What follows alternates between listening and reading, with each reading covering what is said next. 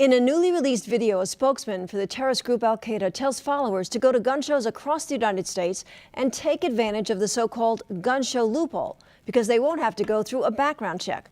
But as Dave Adams with the Virginia Shooting Sports Association told me, under state law, licensed firearms dealers are required to do background checks on buyers, and that some lawmakers are simply using this tape as just another way to advance their anti-gun agenda. The usual suspects, State Senator Don McKeegan, who has pushed the issue for a number of years, first in the House of Delegates and now in the State Senate. He has picked up the call and is hoping that he can use the video to his advantage next year in the General Assembly session. It's interesting because in this video, the spokesman talks about how you can go down there, come away with a fully automatic assault rifle without a background check, most likely without having to show an ID card. And you're saying, wait a second. Totally different set of rules for fully automatic firearms in the nation. Those have to be registered. You go through a complete background check, not just something that you get in 2 minutes. Go through a complete background check. You pay a $200 tax to the federal government.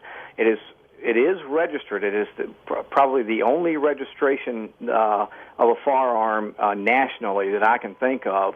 So it's registered to the individual owner.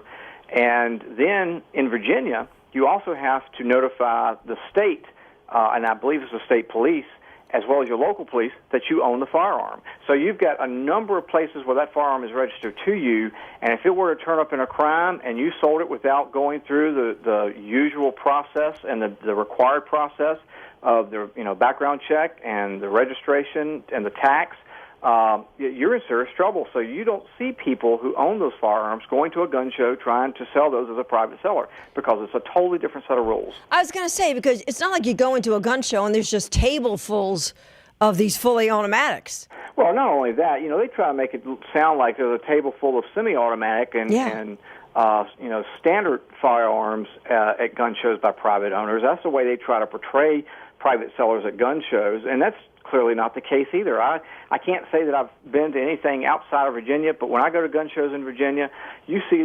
a guy here and there walking through the show with a rifle strapped over his shoulder, or maybe a shotgun, or maybe he's got a handgun. He walks in, he's trying to sell, but he doesn't have a table full, because if you're setting up a table full of those things and you're doing it at every gun show, then there's a good possibility the federal government has a reason to believe you're in the business of firearm sales and you're breaking the law. As I said, the White House saying it's taking it serious.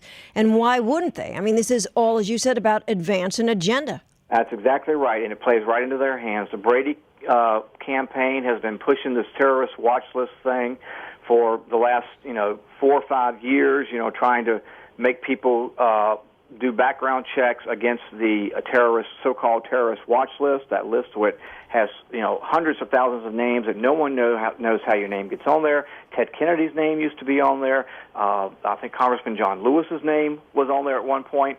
And it's all a plan to try to make it as hard as possible for law-abiding citizens to own a firearm. So the impact, you think, of this? I am somewhat confident in Virginia that we don't have anything to worry about. Of course, this is an election year, so gun owners need to be out there, be active, supporting their pro-gun legislators in the election, and then we can beat back Senator Don McKeegan when he uses this video next year during the General Assembly.